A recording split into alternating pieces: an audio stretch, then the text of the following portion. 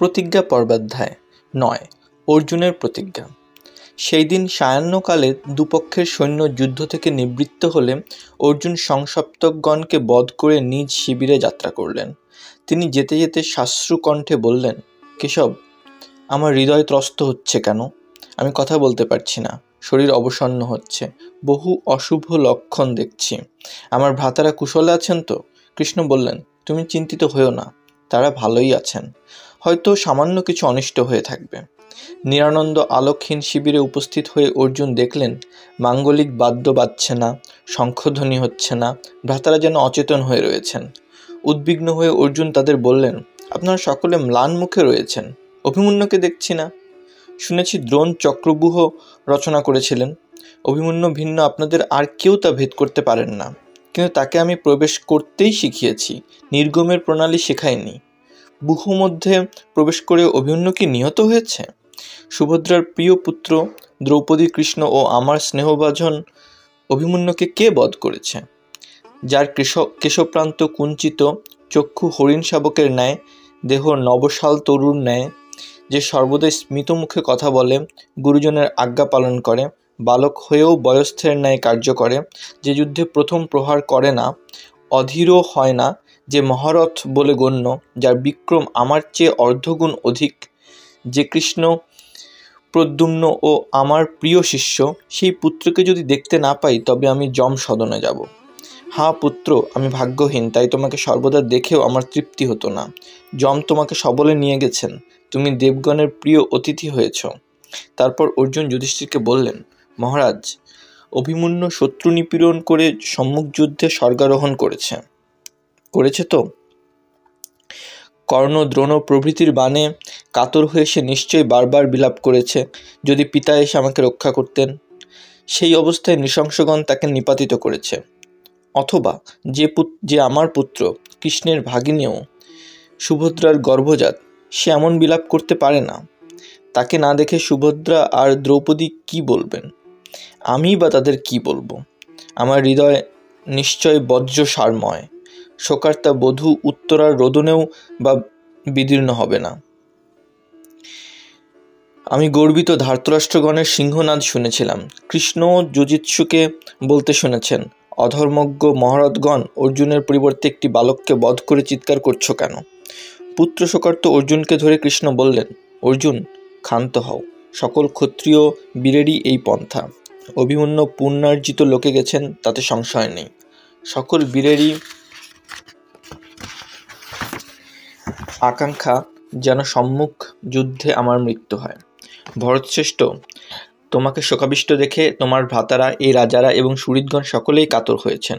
তুমি সান্ত্বনা দিয়ে এদের আশ্বস্ত করো, যা জ্ঞাতব্য তা তুমি জানো, অতএব শোক করো না। গদগদ কণ্ঠে অর্জুন ভ্রাতাদের বললেন, অভিমন্যুর মৃত্যু কি করে হলো শুনতে ইচ্ছা করি। আপনারা রথারোহী হয়ে সরবর্ষণ করছিলেন, শত্রুরা অন্যায় যুদ্ধে কি করে তাকে বধ করল?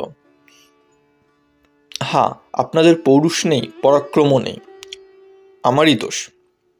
তাই দুর্বল, ভীরু, অদৃঢ় প্রতিজ্ঞ আপনাদের উপর ভার দিয়ে অন্যত্র গিয়েছিলাম। আপনাদের বর্ম আর অস্ত্রশস্ত্র অলঙ্কার মাত্র, সবাই যে বীরত্ব প্রকাশ করতেন তাও কেবল মুখের কথা, তাই আমার পুত্রকে রক্ষা করতে পারলেন না। এই বলে অর্জুন অশ্রুপূর্ণ মুখে, অস্বীকারমুখ হস্তে, ক্রুদ্ধ কৃতান্তের ন্যায় দাঁড়িয়ে ঘন ঘন নিঃশ্বাস ফেলতে লাগলেন। যুধিষ্ঠির বললেন, মহাবাহু, তুমি সংসপ্তকদের সঙ্গে যুদ্ধ করতে গেলে দ্রোণ তার সৈন্য ব্যূহবদ্ধ করে আমাদের নিপীড়িত করতে লাগলেন। নিরুপায় হয়ে আমরা অভিমন্যুকে বললাম, বৎস, তুমি দ্রোণের সৈন্য ভেদ করো, যে পথে সে ব্যূহ মধ্যে প্রবেশ করবে সেই পথে আমরাও যাব, এই ইচ্ছায় আমরা তার অনুসরণ করলাম। কিন্তু জয়দ্রথ মহাদেবের বর প্রভাবে আমাদের সকলকেই নিবারিত করলেন। তারপর দ্রোণ, কৃপ, কর্ণ যথাশক্তি যুদ্ধ করতে লাগলেন, কিন্তু অবশেষে তার রথ নষ্ট হলো। তখন দুঃশাসনের পুত্র তাকে হত্যা করল। অভিমন্যু বহু সহস্র হস্তি অশ্বরথ ধ্বংস করে এবং বহু বীর ও রাজা বৃহৎবলকে স্বর্গে পাঠিয়ে স্বয়ং স্বর্গে গেছেন। অর্জুন পুত্র বলে ভূপতিত হলেন। তারপর সংজ্ঞা লাভ করে জড়রোগীর ন্যায় কাঁপতে কাঁপতে হাতে হাত ঘষে বললেন, আমি প্রতিজ্ঞা করছি, জয়দ্রথ যদি ভয় পেয়ে দুর্যোধনের দিকে ত্যাগ করে না পালায়, তবে কালই তাকে বধ করব। সে যদি আমার বা কৃষ্ণের বা মহারাজ যুধিষ্ঠিরের শরণাপন্ন না হয়, তবে কালই তাকে বধ করব। যদি কাল তাকে নিহত করতে না পারি, তবে যে নরকে মাতৃহন্তা ও পিতৃহন্তা যায়, গুরুপত্নীগামী, বিশ্বাসঘাতক, ভুক্তপুর বা স্ত্রীর নিন্দাকারী, গোহন্তা এবং ব্রাহ্মণ হন্তা যায়, সেই নরকে আমি যাব। যে লোক পা দিয়ে ব্রাহ্মণ, গো বা অগ্নি স্পর্শ করে, জলে মলমূত্র শ্লেষ্মা ত্যাগ করে, নগ্ন হয়ে স্নান করে, অতিথিকে আহার দেয় না, উৎকোচ দেয়, মিথ্যা সাক্ষ্য দেয়, স্ত্রী পুত্র ভৃত্য ও অতিথিকে ভাগ না দিয়ে মিষ্টান্ন খায়, যে ব্রাহ্মণ শীতভীত, যে ক্ষত্রিয় রণভীত, যে কৃতঘ্ন এবং ধর্মচ্যুত অন্যান্য লোক যে নরকে যায়, সেই নরকে আমি যাব। আরও প্রতিজ্ঞা করছি, শুনুন। পাপী জয়দ্রথ জীবিত থাকতে যদি কাল সূর্যাস্ত হয়, তবে আমি জ্বলন্ত অগ্নিতে প্রবেশ করব। সুরাসুর, ব্রহ্মর্ষি, দেবর্ষি, স্থাবর, জঙ্গম কেউ তাকে রক্ষা করতে পারবে না। সে রসাতলে, আকাশে, দেবপুরে বা দানবপুরে যেখানেই যাক, আমি শরাঘাতে তার শিরশ্ছেদন করব। অর্জুন বামে ও দক্ষিণে গান্ডীব ধনুর্যাকর্ষণ করলেন। সেই নির্ঘোষ তার কণ্ঠধ্বনি অতিক্রম করে আকাশ স্পর্শ করল। তারপর কৃষ্ণ পাঞ্চজন্য এবং অর্জুন দেবদত্ত শঙ্খ বাজালেন। আকাশ, পাতাল ও পৃথিবী কেঁপে উঠল। নানাবিধ বাদ্যধ্বনি হল। পাণ্ডবগণ সিংহনাদ করলেন। 10. জয়দ্রথের ভয়, সুভদ্রার বিলাপ। পাণ্ডবগণের সেই মহানিনাদ শুনে এবং চরমুখে অর্জুনের প্রতিজ্ঞার সংবাদ শুনে জয়দ্রথ উদ্বিগ্ন হয়ে দুর্যোধনাদিকে বললেন, পাণ্ডুর পত্নীর গর্ভে কামুক ইন্দ্রের ঔরসে যে পুত্র জন্মেছিল, সেই দুর্বুদ্ধি অর্জুন আমাকে যমলায়ে পাঠাতে চায়। তোমাদের মঙ্গল হোক। আমি প্রাণ রক্ষার জন্য নিজ ভবনে চলে যাব, অথবা তোমরা আমাকে রক্ষা করো, অভয় দাও। পাণ্ডবদের সিংহনাদ শুনে আমার অত্যন্ত ভয় হয়েছে, মুমূর্ষুর ন্যায় শরীর অবসন্ন হয়েছে। তোমরা অনুমতি দাও, আমি আত্মগোপন করি, যাতে পাণ্ডবরা আমাকে দেখতে না পায়। দুর্যোধন বললেন, নরব্যাঘ্র, ভয় পেও না। তুমি ক্ষত্রিয় বীরগণের মধ্যে থাকলে কে তোমাকে আক্রমণ করবে? আমরা সসৈন্যে তোমাকে রক্ষা করব। তুমি স্বয়ং রথিশ্রেষ্ঠ মহাবীর, তবে পাণ্ডবদের ভয় করছো কেন? রাত্রিকালে জয়দ্রথ দুর্যোধনের সঙ্গে দ্রোণের কাছে গিয়ে তাকে প্রণাম করে বললেন, আচার্য, অস্ত্রশিক্ষায় অর্জুন আর আমার প্রভেদ কি তা জানতে ইচ্ছা করি। দ্রোণ বললেন, বৎস, আমি তোমাদের সমভাবেই শিক্ষা দিয়েছি, কিন্তু যোগাভ্যাস ও কষ্টভোগ করে অর্জুন অধিকতর শক্তিমান হয়েছেন। তথাপি তুমি ভয় পেও না, আমি তোমাকে নিশ্চয় রক্ষা করব। আমি এমন ব্যূহ রচনা করব যা অর্জুন ভেদ করতে পারবেন না। তুমি স্বধর্ম অনুসারে যুদ্ধ করো। মনে রেখো, আমরা কেউ চিরকাল বাঁচব না। কালবশে সকলেই নিজ নিজ কর্মসহ পরলোকে যাব। দ্রোণের কথা শুনে জয়দ্রথ আশ্বস্ত হলেন এবং ভয় ত্যাগ করে যুদ্ধের জন্য প্রস্তুত হলেন। কৃষ্ণ অর্জুনকে বললেন, তুমি আমার সঙ্গে মন্ত্রণা না করেই প্রতিজ্ঞা করেছ যে কাল জয়দ্রথকে বধ করবে। এই দুঃসাহসের জন্য যেন আমরা উপহাসাস্পদ না হই। আমি কৌরব শিবিরে যে জ্বর পাঠিয়েছিলাম, তাদের কাছে শুনেছি কর্ণ, ভূরিশ্রবা, অশ্বত্থামা, বৃষসেন, কৃপ ও শৈল্য এই 6 জন জয়দ্রথের সঙ্গে থাকবেন। এদের জয় না করলে জয়দ্রথকে পাবে না। অর্জুন বললেন, আমি মনে করি এদের মিলিত শক্তি আমার অর্ধেকের তুল্য। মধুসূদন, তুমি দেখো, কাল আমি দ্রোণাদির সমক্ষেই জয়দ্রথের মুন্ডু ভূপাতিত করব।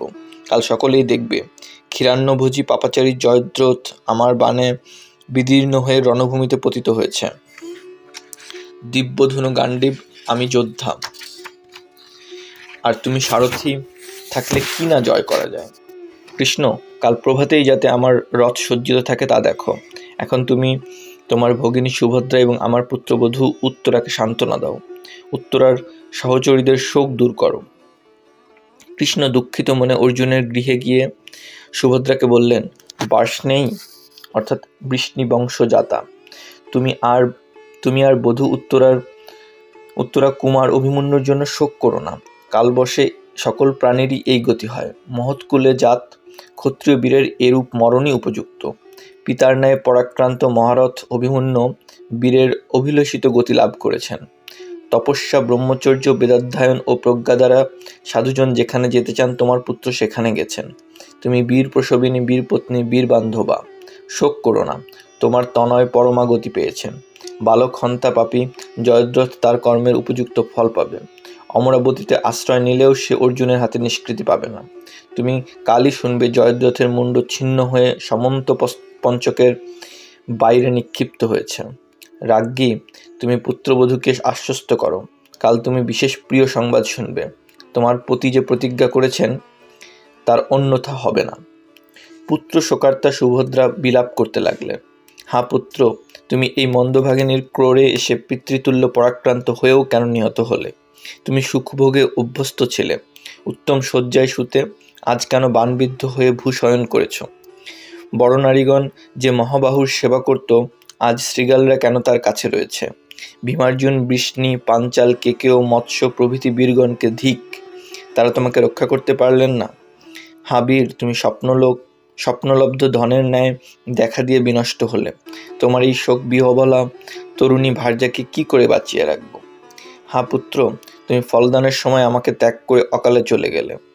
যজ্ঞকারী, দানশীল, ব্রহ্মচর্য পরায়ণ, গুরু শুশ্রূষাকারী ব্রাহ্মণদের যে গতি, যুদ্ধে অপরাঙ্গমুখ শত্রুহন্তা বীরগণের যে পতি, এক ভার্য পুরুষের যে গতি, সদাচার ও চতুরাশ্রমীর পুণ্য রক্ষাকারী রাজা এবং সর্বভূতের প্রতি প্রীতিযুক্ত অনিষ্ঠুর লোকের যে গতি, তুমি সেই গতি লাভ করো।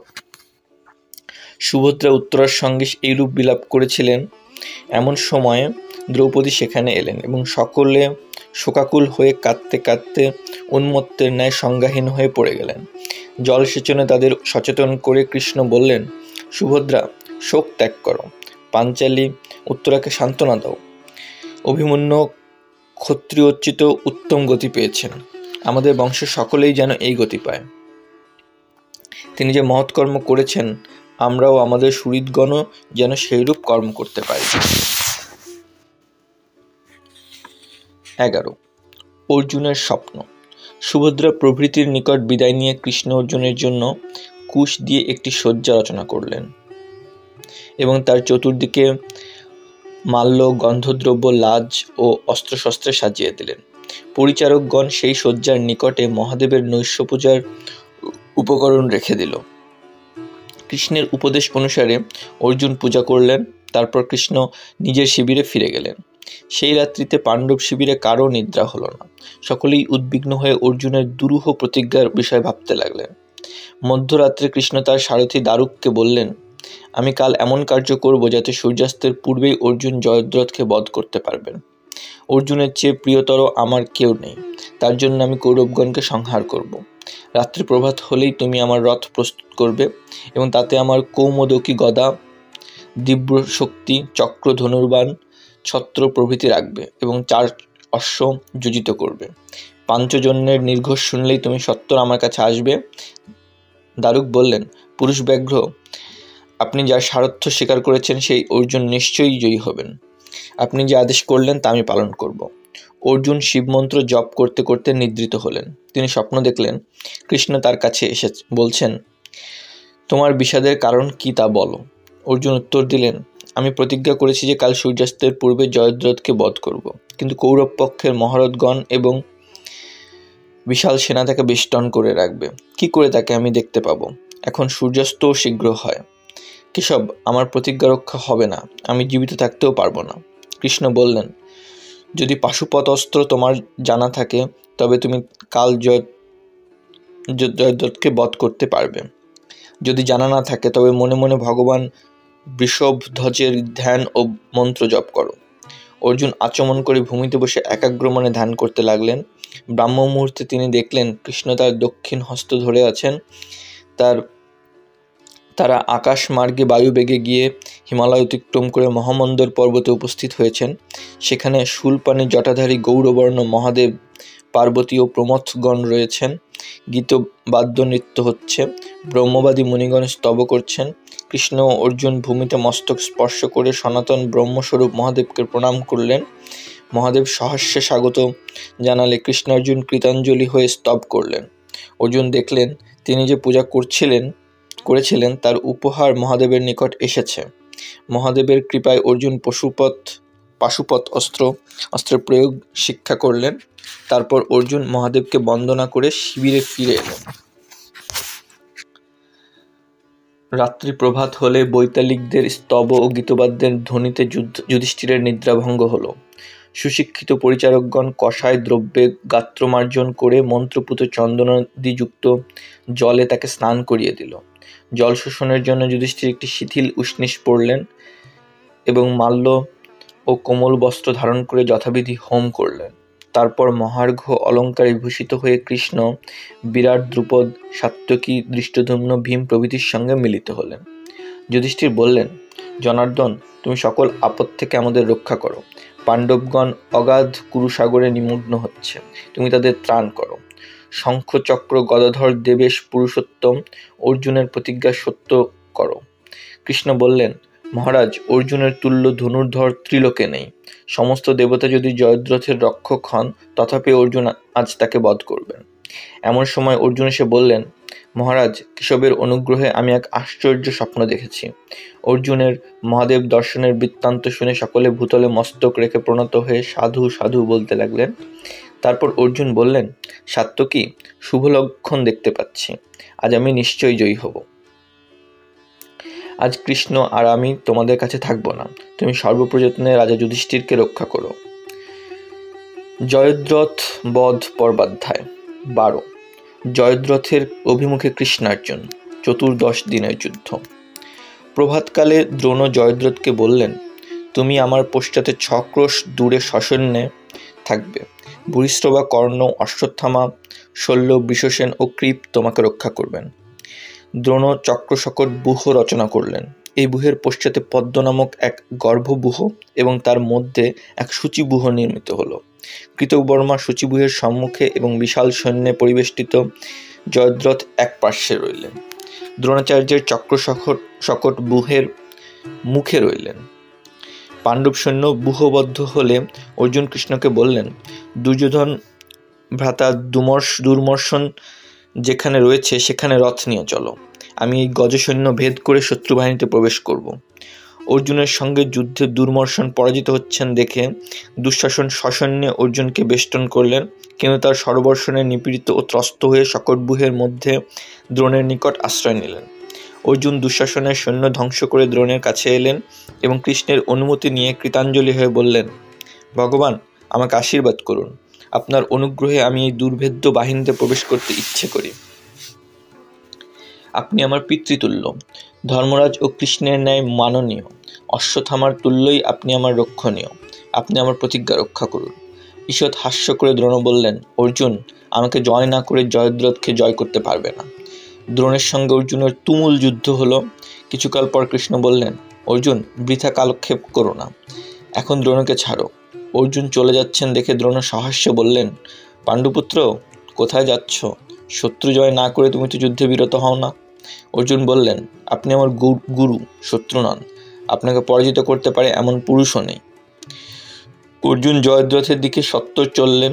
পাঞ্চাল বীর যুধামন্য ও উত্তমৌজা তার রক্ষক হয়ে সঙ্গে সঙ্গে গেলেন। কৃতবর্মা ও কাম্বোজ দেশীয় শ্রুতায়ু অর্জুনকে বাধা দিতে লাগলেন। বরুণপুত্র রাজা শ্রুতায়ুধ কৃষ্ণকে গদাঘাত করলেন, কিন্তু সেই গদা ফিরে এসে শ্রুতায়ুধকেই বধ করল। অর্জুনের স্বরাঘাতে কাম্বোজরাজ পুত্র সুদক্ষিণ, শ্রুতায়ু ও অচ্যুতায়ু নিহত হলেন। তারপর বহু সহস্র যবন, পারদ, শক, দরদ, পুণ্ড্র প্রভৃতি সৈন্য অর্জুনের সঙ্গে যুদ্ধ করতে এলো। এই সকল মুণ্ডিত মস্তক, অর্ধমণ্ডিত মস্তক, শস্ত্রধারী, অপবিত্র, কুটিলানন, ম্লেচ্ছ সৈন্য অর্জুনের বাণে নিপীড়িত হয়ে পালিয়ে গেল। কৌরব সৈন্য ভগ্ন হচ্ছে দেখে দুর্যোধন দ্রোণকে বললেন, আচার্য, অর্জুন আপনার সৈন্য ভেদ করায় জয়দ্রথের রক্ষকগণ সংশয়াপন্ন হয়েছেন। তাদের বিশ্বাস ছিল যে জীবিত অবস্থায় অর্জুন আপনাকে অতিক্রম করতে পারবেন না। আমি জানি আপনি পাণ্ডবদের হিতেই রত আছেন। আমি আপনাকে উত্তম বৃত্তি দিয়ে থাকি, যথাশক্তি তুষ্ট রাখি, কিন্তু আপনি তা মনে রাখেন না। আমাদের আশ্রয়ে থেকেই আপনি আমাদের অপ্রিয় কর্ম করছেন। আপনি যে মধুলিপ্ত ক্ষুরের তুল্য তা আমি বুঝতে পারিনি। আমি বুদ্ধিহীন, তাই জয়দ্রথ যখন চলে যেতে চেয়েছিলেন তখন আপনার ভরসায় তাকে বারণ করেছিলাম। আমি আর্ত হয়ে প্রলাপ বকছি, ক্রুদ্ধ হবেন না, জয়দ্রথকে রক্ষা করুন। দ্রোণ বললেন, রাজা, তুমি আমার কাছে অশ্বত্থামার সমান। আমি সত্য বলছি, শোনো, কৃষ্ণ সারথি শ্রেষ্ঠ, তার অশ্ব সকল শীঘ্রগামী, অল্প ফাঁক পেলেও তা দিয়ে অর্জুন শীঘ্র যেতে পারেন। তুমি কি দেখতে পাও না আমার বাণ অর্জুনের রথের এক ক্রোশ পিছনে পড়ে? আমার বয়স হয়েছে, শীঘ্র যেতে পারি না। আমি বলেছি যে যুধিষ্ঠিরকে ধরব, এখন তাকে ছেড়ে আমি অর্জুনের কাছে যেতে পারি না। অর্জুন আর তুমি একই বংশে জন্মেছ, তুমি বীর, কৃতীয়, দক্ষ, তুমি শত্রুতা সৃষ্টি করেছ। ভয় পেও না, তুমি নিজেই অর্জুনের সঙ্গে যুদ্ধ করো। দুর্যোধন বললেন, আচার্য, আপনাকে যে অতিক্রম করছে সেই অর্জুনের সঙ্গে আমি কি করে যুদ্ধ করব? দ্রোণ বললেন, তোমার দেহে আমি এই কাঞ্চনময় কবচ বেঁধে দিচ্ছি। কৃষ্ণ, অর্জুন বা অন্য কোনো যোদ্ধাই কবচ ভেদ করতে পারবেন না। বৃত্রবধের পূর্বে মহাদেব এই কবচ ইন্দ্রকে দিয়েছিলেন। ইন্দ্রের কাছ থেকে যথাক্রমে অঙ্গিরা, তৎপুত্র বৃহস্পতি, অগ্নিবেশ্য ঋষি এবং পরিশেষে আমি এই কবচ পেয়েছি। কবচ ধারণ করে দুর্যোধন অর্জুনের অভিমুখে গেলেন। পাণ্ডবগণ 3 ভাগে বিভক্ত হয়ে কৌরব সৈন্যের সঙ্গে যুদ্ধ করতে লাগলেন। সূর্য যখন অস্তাচলের অভিমুখী হলেন, কৃষ্ণার্জুন তখন জয়দ্রথের দিকে যাচ্ছিলেন। অবন্তী দেশীয় বিন্দু অনুবিন্দু অর্জুনকে বাধা দিতে এসে নিহত হলেন। অর্জুন কৃষ্ণকে বললেন, আমার অশ্ব সকল বাণে আহত ও ক্লান্ত হয়েছে, জয়দ্রথ দূরে রয়েছে, তুমি অশ্বদের শুশ্রূষা করো, আমি শত্রু সৈন্য নিবারণ করব। এই বলে অর্জুন রথ থেকে নামলেন এবং অস্ত্রাঘাতে ভূমি ভেদ করে জলাশয় সৃষ্টি করলেন। সহাস্যে সাধু সাধু বলে কৃষ্ণ অশ্বদের পরিচর্যা করে এবং জল খাইয়ে সুস্থ করলেন। তারপর পুনর্বার বেগে রথ চালালেন। অর্জুন কৌরব সৈন্য আলোড়ন করতে করতে অগ্রসর হলেন এবং কিছু দূর গিয়ে জয়দ্রথকে দেখতে পেলেন। দ্রোণের সৈন্য অতিক্রম করে অর্জুন জয়দ্রথের অভিমুখে যাচ্ছেন দেখে দুর্যোধন সবেগে এসে অর্জুনের রথের সম্মুখে উপস্থিত হলেন। কৃষ্ণ বললেন, ধনঞ্জয়, ভাগ্যক্রমে দুর্যোধন তোমার বাণের পথে এসে পড়েছেন, এখন ওকে বধ করো। অর্জুন ও দুর্যোধন পরস্পরের প্রতি শরাঘাত করতে লাগলেন। অর্জুনের বাণ নিষ্ফল হচ্ছে দেখে কৃষ্ণ বললেন, জলে পাথর ভাসার ন্যায় অদৃষ্টপূর্ব ব্যাপার দেখছি। তোমার বাণে অর্জুনের কিছুই হচ্ছে না, তোমার গান্ডীবের শক্তি ও বাহুবল ঠিক আছে তো? অর্জুন বললেন, আমার মনে হয় দুর্যোধনের দেহে দ্রোণ অভেদ্য কবচ বেঁধে দিয়েছেন। এর বন্ধন রীতি আমিও ইন্দ্রের কাছ থেকে শিখেছি, কিন্তু দুর্যোধন স্ত্রীলোকের ন্যায় এই কবচ বৃথা ধারণ করে আছে। কবচ থাকলেও ওকে আমি পরাজিত করব। অর্জুন শরাঘাতে দুর্যোধনের ধনু ও হস্তাবরণ ছিন্ন করলেন এবং অশ্ব সারথি বিনষ্ট করলেন। দুর্যোধনকে মহাবিপদে পতিত হতে দেখে ভূরিশ্রবা, কৃপ, কর্ণ, শল্য প্রভৃতি সসৈন্যে এসে অর্জুনকে বেষ্টন করলেন। পাণ্ডবগণকে ডাকবার জন্য অর্জুন বারবার তার ধনুতে টঙ্কার দিলেন। কৃষ্ণও পাঞ্চজন্য বাজালেন। এই সময় দ্রোণের নিকটস্থ কৌরব যোদ্ধাদের সঙ্গে পাণ্ডবপক্ষীয় যোদ্ধাদের ঘোর যুদ্ধ হচ্ছিল। ঘটোৎকচ অলম্বুস রাক্ষসকে বধ করলেন। পাণ্ডব ও পাঞ্চালগণ দ্রোণের শরাঘাতে নিপীড়িত হতে লাগলেন। সহসা পাঞ্চজন্যের ধ্বনি ও কৌরবগণের সিংহনাদ শুনে যুধিষ্ঠির বললেন, নিশ্চয় অর্জুন বিপদে পড়েছেন। সাত্যকী, তোমার চেয়ে সুরিত্তম কেউ নেই, তুমি সত্বর গিয়ে অর্জুনকে রক্ষা করো, শত্রু সৈন্য তাকে বেষ্টন করেছে। সাত্যকী বললেন, মহারাজ, আপনার আদেশ পালনে আমি সর্বদা প্রস্তুত, কিন্তু অর্জুন আমার উপরে আপনার রক্ষার ভার দিয়ে গেছেন। আমি চলে গেলে দ্রোণ আপনাকে অনায়াসে বন্দী করবেন। যদি কৃষ্ণনন্দন প্রদ্যুম্ন এখানে থাকতেন তবে তাকে আপনার রক্ষার ভার দিয়ে আমি যেতে পারতাম। অর্জুনের জন্য আপনি ভয় পাবেন না। কর্ণ প্রভৃতি মহারথের বিক্রম অর্জুনের 16 ভাগের 1 ভাগও নয়। যুধিষ্ঠির বললেন, অর্জুনের কাছে তোমার যাওয়াই আমি উচিত মনে করি। ভীমসেন আমাকে রক্ষা করবেন, তাছাড়া ঘটোৎকচ, বিরাট, দ্রৌপদী, শিখণ্ডী, নকুল, সহদেব এবং দৃষ্টদ্যুম্নও এখানে আছেন। যাওয়ার জন্য প্রস্তুত হয়ে সাত্যকী ভীমকে বললেন, রাজা যুধিষ্ঠিরকে রক্ষা করো, এই তোমার প্রধান কর্তব্য। পাপী জয়দ্রথ নিহত হলে আমি ফিরে এসে ধর্মরাজকে আলিঙ্গন করব। সাত্যকী কুরুসৈন্য বিদারণ করে অগ্রসর হলেন। দ্রোণ তাকে নিবারণ করবার চেষ্টা করে বললেন, তোমার গুরু অর্জুন কাপুরুষের ন্যায় যুদ্ধে বিরত হয়ে আমাকে প্রদক্ষিণ করে চলে গেছেন। তুমিও যদি সত্বর চলে না যাও তবে আমার কাছে নিস্তার পাবে না। সাত্যকী বললেন, ভগবান, আমি ধর্মরাজের আদেশে আমার গুরু অর্জুনের কাছে যাচ্ছি, আপনার মঙ্গল হোক, আমি আর বিলম্ব করব না। এই বলে সাত্যকী দ্রোণকে প্রদক্ষিণ করে বেগে অগ্রসর হলেন। তাকে বাধা দেবার জন্য দ্রোণ ও কৌরবপক্ষীয় অন্যান্য বীরগণ ঘোর যুদ্ধ করতে লাগলেন। সাত্যকীর শরাঘাতে রাজা জলসন্ধ ও সুদর্শন নিহত হলেন। দ্রোণের সারথি নিপাতিত হল। তার অশ্ব সকল উদ্ভ্রান্ত হয়ে রথ নিয়ে ঘুরতে লাগলো। তখন কৌরব বীরগণ সাত্যকীকে ত্যাগ করে দ্রোণকে রক্ষা করলেন। দ্রোণ বিখ্যাত দেহে তার বুহদ্বারে ফিরে গেলেন। দুর্যোধনের যবন সৈন্য সাত্যকীর সঙ্গে যুদ্ধ করতে এলো। তাদের লৌহ ও কাংস নির্মিত বর্ম এবং দেহ ভেদ করে সাত্যকীর বাণ সকল ভূমিতে প্রবেশ করতে লাগলো। যবন, কাম্বোজ, কিরাত ও বর্বর সৈন্যের মৃতদেহে রণভূমি আচ্ছন্ন হলো। পর্বতবাসী পাষাণ যোদ্ধারা সাত্যকীর উপর শিলাবর্ষণ করতে এলো, কিন্তু শরাঘাতে বিচ্ছিন্ন বাহু হয়ে ভূমিতে পড়ে গেল। সাত্যকীর পরাক্রমে ভীত হয়ে অন্যান্য যোদ্ধাদের সঙ্গে দুঃশাসন দ্রোণের কাছে চলে এলেন। দ্রোণ বললেন, দুঃশাসন, তোমাদের রথ সকল দ্রুত বেগে চলে আসছে কেন? জয়দ্রথ জীবিত আছেন তো? রাজপুত্র মহাবীর হয়ে তুমি রণস্থল ত্যাগ করলে কেন? তুমি দ্রুত সভায় দ্রৌপদীকে বলেছিলে যে পাণ্ডবগণ ষণ্ডতিল তুল্য, অর্থাৎ যে তুলের অঙ্কুর হয় না, অর্থাৎ নপুংসক। তবে এখন পালিয়ে এলে কেন? তোমার অভিমান, দর্প আর বীরগর্জন কোথায় গেল?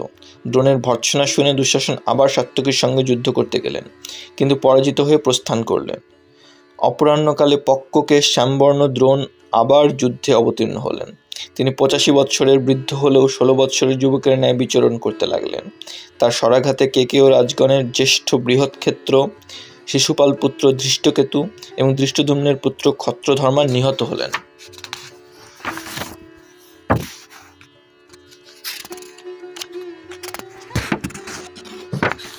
13 কর্ণের হস্তে ভীমের পরাজয়, ভূরিষ্ঠবাবদ। 14 দিনের আরও যুদ্ধ। কৃষ্ণার্জুনকে দেখতে না পেয়ে এবং গান্ডীবের শব্দ শুনতে না পেয়ে যুধিষ্ঠির উদ্বিগ্ন হলেন।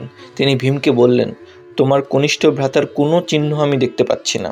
কৃষ্ণও পাঞ্চজন্য বাজাচ্ছেন, নিশ্চয় ধনঞ্জয় নিহত হয়েছেন এবং কৃষ্ণ স্বয়ং যুদ্ধ করছেন। তুমি সত্বর অর্জুন আর সাত্যকীর কাছে যাও। ভীম বললেন, কৃষ্ণার্জুনের কোনো ভয় নেই, তথাপি আপনার আজ্ঞা শিরোধার্য করে আমি যাচ্ছি। যুধিষ্ঠিরকে রক্ষা করবার ভার ধৃষ্টদ্যুম্নকে দিয়ে ভীম অর্জুনের অভিমুখে যাত্রা করলেন। পাঞ্চাল ও সমক সৈন্যগণ তার সঙ্গে গেল। ভীমের ললাটে লৌহবাণ দিয়ে আঘাত করে দ্রোণ সহাস্যে বললেন, কুন্তিপুত্র, আজ আমি তোমার শত্রু। আমাকে পরাস্ত না করে তুমি এই বাহিনী ভেদ করতে পারবে না। ভীম বললেন, ব্রহ্মবন্ধু অর্থাৎ নিচ ব্রাহ্মণ, আপনার অনুমতি না পেয়েও অর্জুন এই বাহিনী ভেদ করে গেছেন। আমি আপনার শত্রু ভীমসেন অর্জুনের মতো দয়ালু নই, আপনাকে সম্মানও করি না। এই বলে ভীম গদাঘাতে দ্রোণের অশ্বসারথী ও রথ বিনষ্ট করলেন। দ্রোণ অন্য রথে উঠে বুহদ্বারে চলে গেলেন। ভীমের সঙ্গে যুদ্ধে দুর্যোধনের ভ্রাতা বিন্দ, অনুবিন্দ, সুবর্মা ও সুদর্শন নিহত হলেন। কৌরবগণকে পরাস্ত করে ভীম সত্বর অগ্রসর হলেন এবং কিছু দূর গিয়ে অর্জুনকে দেখতে পেয়ে সিংহনাদ করলেন। কৃষ্ণার্জুনও সিংহনাদ করে উত্তর দিলেন।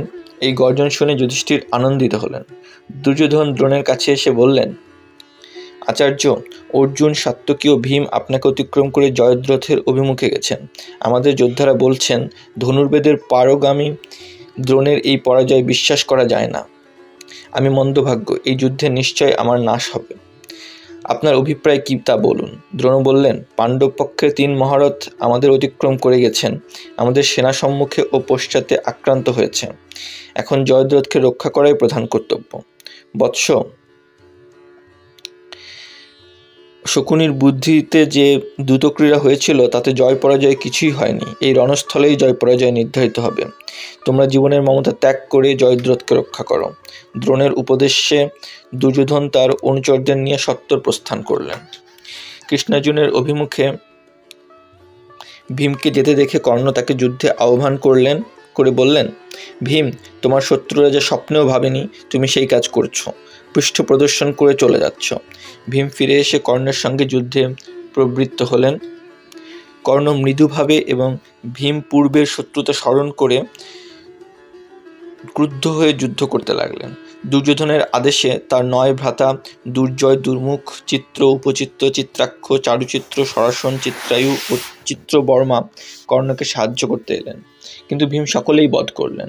তারপর দুর্যোধনের আরও 7 ভ্রাতা শত্রুঞ্জয়, শত্রুসহ, চিত্র, চিত্রায়ুধ, দৃঢ়, চিত্রসেন ও বিকর্ণ যুদ্ধ করতে এলেন এবং তারাও নিহত হলেন। এইরূপ ভীম 31 জন ধার্তরাষ্ট্রগণকে নিপাতিত করলেন।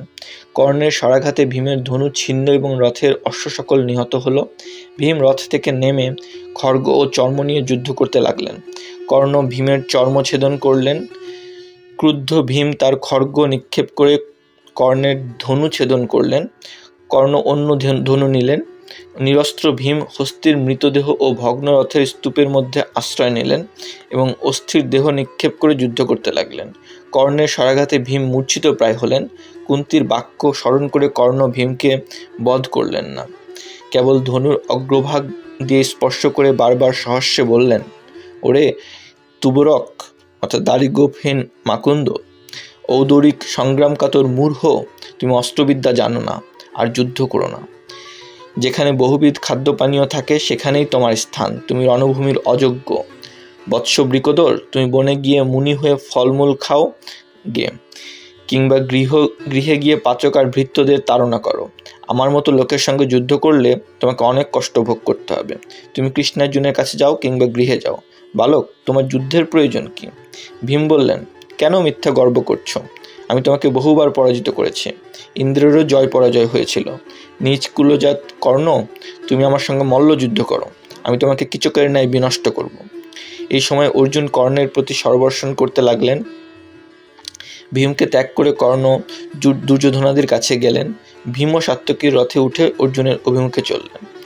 ভূরিশ্রবা সাত্যকীকে বাধা দিতে এলেন এবং কিছুকাল ঘোর যুদ্ধের পর সাত্যকীকে ভূপাতিত করে তাকে পদাঘাত করলেন এবং মুণ্ডুচ্ছেদের উদ্দেশ্যে তার কেশগুচ্ছ ধরলেন। তখন কৃষ্ণের উপদেশে অর্জুন তীক্ষ্ণ স্বরে ভূরিশ্রবার দক্ষিণ হস্ত কেটে ফেললেন। ভূরিশ্রবা বললেন, কৌন্তেয়, তুমি অতি নৃশংস কর্ম করলে। আমি অন্যের সঙ্গে যুদ্ধে রত ছিলাম, সেই সময় আমার বাহুছেদন করলে। এরূপ অস্ত্রপ্রয়োগ কে তোমাকে শিখিয়েছেন? ইন্দ্র, রুদ্র, দ্রোণ না কৃপ? তুমি কৃষ্ণের উপদেশে সাত্যকীকে বাঁচবার জন্য এরূপ করেছ। বৃষ্ণীয় অন্ধক বংশের লোকেরা ব্রাত্য, নিন্দার্হ কর্ম করাই ওদের স্বভাব। সেই বংশে জাত কৃষ্ণের কথা তুমি শুনলে কেন?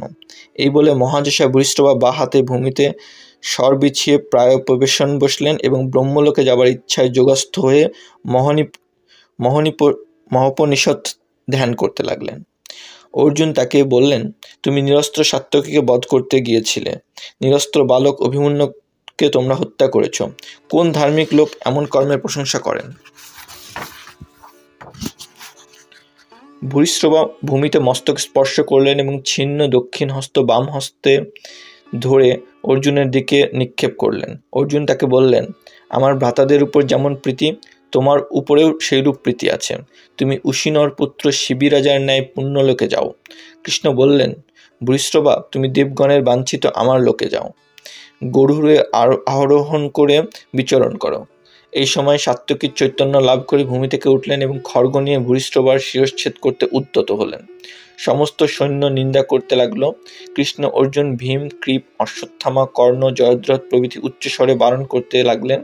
তথাপি সাত্যকী যোগমগ্ন ভূরিশ্রবার মস্তক ছেদন করলেন। সাত্যকী বললেন, ওহে অধার্মিকগণ, তোমরা আমাকে মেরো না বলে নিষেধ করেছিলে, কিন্তু সুভদ্রার বালক পুত্র যখন নিহত হয় তখন তোমাদের ধর্ম কোথায় ছিল? আমার এই প্রতিজ্ঞা আছে যে যে আমাকে যুদ্ধে নিষ্পিষ্ট করে পদাঘাত করবে সে মুনির ন্যায় ব্রতপরায়ণ হলেও আমি তাকে বধ করব। আমি ভূরিশ্রবাকে বধ করা উচিত কার্য করেছি। অর্জুনের বাহু কেটে আমাকে বঞ্চিত করেছেন। যুদ্ধের বিবরণ শুনতে শুনতে ধৃতরাষ্ট্র সঞ্জয়কে বললেন, বহু যুদ্ধজয়ী সাত্যকীকে ভূরিশ্রবা কি করে ভূপাতিত করতে পেরেছিলেন? সঞ্জয় বললেন, যযাতির জ্যেষ্ঠ পুত্র যদুর বংশে দেবমীর জন্মগ্রহণ করেন। তার পুত্রের নাম সুর, সুরের পুত্র মহাযশা বসুদেব। যদুর বংশে মহাবীর সিনীয় ছিলেন। দেবকের কন্যা দেবকীর যখন স্বয়ংবর হয় তখন সিনী সেই কন্যাকে বসুদেবের জন্য সবলে হরণ করেন। কুরুবংশীয় সোমদত্ত তা সইলেন না, সিনীর সঙ্গে বাহুযুদ্ধে প্রবৃত্ত হলেন। সিনী সোমদত্তকে ভূপাতিত করে পদাঘাত করলেন এবং অসি উদ্যত করে কেশ ধরলেন, কিন্তু পরিশেষে দয়া করে ছেড়ে দিলেন। তারপর সোমদত্ত মহাদেবকে আরাধনায় তুষ্ট করে বর চাইলেন, ভগবান, এমন পুত্র দিন যে সিনীর বংশধরকে ভূমিতে ফেলে গদাঘাত করবে। মহাদেবের বরে সোমদত্ত ভূরিশ্রবাকে পুত্র রূপে পেলেন। এই কারণেই ভূরিশ্রবা সিনীর পৌত্র সাত্যকীকে নিগৃহীত করতে পেরেছিলেন। 14. জয়দ্রথ বধ, 14 দিনের আরও যুদ্ধ। অর্জুন কৃষ্ণকে বললেন, সূর্যাস্তের আর বিলম্ব নেই, জয়দ্রথের কাছে রথ নিয়ে চলো, আমি যেন প্রতিজ্ঞা রক্ষা করতে পারি। অর্জুনকে আসতে দেখে দুর্যোধন, কর্ণ, বৃষসেন, শল্য, অশ্বত্থামা, কৃপ এবং স্বয়ং জয়দ্রথ যুদ্ধের জন্য প্রস্তুত হলেন। দুর্যোধন কর্ণকে বললেন, দিনের অল্প অবশিষ্ট আছে। জয়দ্রথকে যদি সূর্যাস্ত পর্যন্ত রক্ষা করা যায় তবে অর্জুনের প্রতিজ্ঞা মিথ্যা হবে, সে অগ্নি প্রবেশ করবে। অর্জুন মরলে তার ভ্রাতারাও মরবে, তারপর আমরা নিষ্কণ্টক হয়ে পৃথিবী ভোগ করব। কর্ণ, তোমরা সকলে আমার সঙ্গে মিলিত হয়ে বিশেষ যত্ন সহকারে যুদ্ধ করো। কর্ণ বললেন, ভীম আমার দেহ ক্ষতবিক্ষত করেছে, যুদ্ধে থাকা কর্তব্য, সেজন্যই আমি এখানে আছি, কিন্তু আমার অঙ্গ সকল অচল হয়ে আছে, তথাপি আমি যথাশক্তি যুদ্ধ করব। মহারাজ, তোমার জন্য আমি পুরস্কার আশ্রয় করে অর্জুনের সঙ্গে যুদ্ধ করব, কিন্তু জয় দৈবের অধীন। তীক্ষ্ণ স্বরাঘাতে অর্জুন বিপক্ষের সৈন্য হস্তি ও অশ্ব সংহার করতে লাগলেন এবং ভীমসেন ও সাত্যকী কর্তৃক রক্ষিত হয়ে ক্রমশ জয়দ্রথের নিকটস্থ হলেন। দুর্যোধন, কর্ণ, কৃপ প্রভৃতি অর্জুনকে বেষ্টন করলেন, কিন্তু অর্জুনের প্রচণ্ড বাণবর্ষণে তারা আকুল হয়ে সরে গেলেন। অর্জুনের স্বরাঘাতে জয়দ্রথের সারথীর মুণ্ড এবং রথের বরাহ ধ্বজ ভূপাতিত হল। সূর্য দ্রুতগতিতে অস্তাচলে যাচ্ছেন দেখে কৃষ্ণ বললেন, ভীত জয়দ্রথকে 6 জন মহারথ রক্ষা করছেন, এদের জয় না করে কিংবা ছলনা ভিন্ন তুমি জয়দ্রথকে বধ করতে পারবে না। আমি যোগ বলে সূর্যকে আবৃত্ত করব। তখন সূর্যাস্ত হয়ে গেছে ভেবে জয়দ্রথ আর আত্মগোপন করবেন না, সেই অবকাশে তুমি তাকে প্রহার করো। যোগীশ্বর হরি যোগযুক্ত হয়ে সূর্যকে তমসাচ্ছন্ন করলেন। সূর্যাস্ত হয়েছে, এখন অর্জুন অগ্নি প্রবেশ করবেন। এই ভেবে কৌরব যোদ্ধারা হৃষ্ট হলেন। জয়দ্রথ ঊর্ধ্বমুখ হয়ে সূর্য দেখতে পেলেন না। কৃষ্ণ বললেন, অর্জুন, জয়দ্রথ ভয়মুক্ত হয়ে সূর্য দেখছেন, দুরাত্মাকে বধ করবার এই সময়। কৃপ, কর্ণ, শল্য, দুর্যোধন প্রভৃতিকে স্বরাঘাতে বিতাড়িত করে অর্জুন জয়দ্রথের প্রতি ধাবিত হলেন। ধূলীয় অন্ধকারে চতুর্দিক আচ্ছন্ন হওয়ায় যোদ্ধারা কেউ কাকেও দেখতে পেলেন না। অশ্বারোহী, গজারোহী ও পদাতি সৈন্য অর্জুনের বাণে বিদারিত হয়ে পালাতে লাগল। কৃষ্ণ পুনর্বার বললেন, অর্জুন, জয়দ্রথের শিরশ্ছেদ করো, সূর্য অস্ত যাচ্ছেন। যা করতে হবে শোনো। বিখ্যাত রাজা বৃদ্ধক্ষত্র জয়দ্রথের পিতা। পুত্রের জন্মকালে তিনি এই দৈববাণী শুনেছিলেন যে রণস্থলে কোনো শত্রু এর শিরচ্ছেদন করবে। পুত্রবৎসল বৃদ্ধক্ষেত্র এই অভিশাপ দিলেন যে আমার পুত্রের মস্তক ভূমিতে ফেলবে তার মস্তক শতধা বিদীর্ণ হবে। তারপর যথাকালে জয়দ্রথকে রাজপথ দিয়ে বৃদ্ধক্ষত্র বনগমন করলেন। এখন তিনি সমন্ত পঞ্চকের বাইরে দুষ্কর তপস্যা করছেন। অর্জুন, তুমি অদ্ভুত শক্তি সম্পন্ন কোনো দিব্যাস্ত্র দিয়ে জয়দ্রথের মুণ্ড কেটে বৃদ্ধক্ষত্রের ক্রোড়ে ফেলো। যদি ভূমিতে ফেলো তবে তোমার মস্তক বিদীর্ণ হবে। ওষ্ঠপ্রান্ত লেহন করে অর্জুন এক মন্ত্রসিদ্ধ বজ্রতুল্য বাণ ক্ষেপণ করলেন। সেই বাণ সেন পক্ষীর ন্যায় দ্রুত বেগে গিয়ে জয়দ্রথের মুণ্ড ছেদন করে আকাশে উঠল। অর্জুনের আরও কতকগুলো বাণ সেই মুণ্ড ঊর্ধ্বে বহন করে নিয়ে চলল। অর্জুন পুনর্বার মহারথের সঙ্গে যুদ্ধ করতে লাগলেন। এই সময় ধৃতরাষ্ট্রের বৈবাহিক রাজা বৃদ্ধক্ষত্র সন্ধ্যা বন্দনা করছিলেন। সহসা কৃষ্ণকেশ ও কুণ্ডলে শোভিত জয়দ্রথের মস্তক তার ক্রোড়ে পতিত হল। বৃদ্ধক্ষত্র ত্রস্ত হয়ে দাঁড়িয়ে উঠলেন। তখন তার পুত্রের মস্তক ভূমিতে পড়ল। তার নিজের মস্তকও শতদা বিদীর্ণ হল। তারপর কৃষ্ণ অন্ধকার অপসারিত করলেন। কৌরবগণ বুঝলেন বাসুদেবের মায়াবলে এমন হয়েছে। দুর্যোধন ও তার ভ্রাতারা অশ্রুমোচন করতে লাগলেন। কৃষ্ণ, অর্জুন, ভীম, সাত্যকী প্রভৃতি শঙ্খধ্বনি করলেন। সেই নিনাদ শুনে যুধিষ্ঠির বুঝলেন যে জয়দ্রথ নিহত হয়েছেন। 15. দুর্যোধনের ক্ষোভ।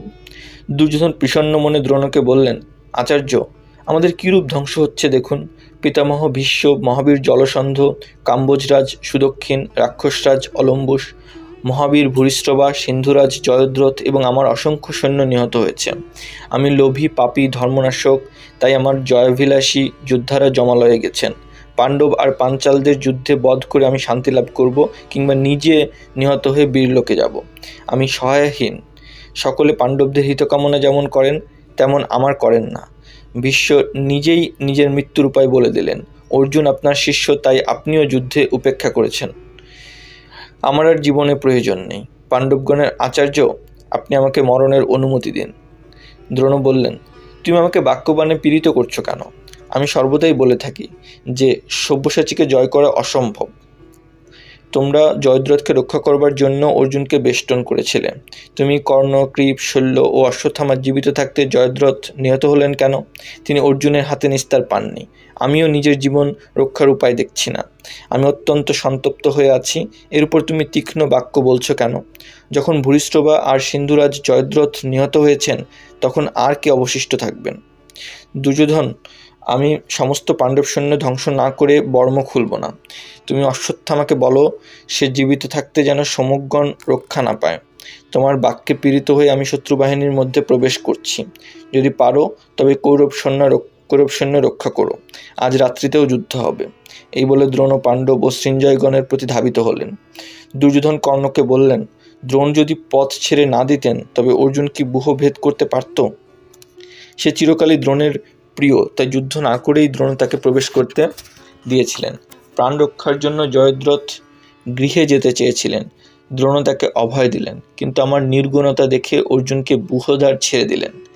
আমরা অনার্য দুরাত্মা, তাই আমাদের সমক্ষেই আমার চিত্রসেন প্রভৃতি ভ্রাতারা ভীমের হাতে বিনষ্ট হয়েছেন।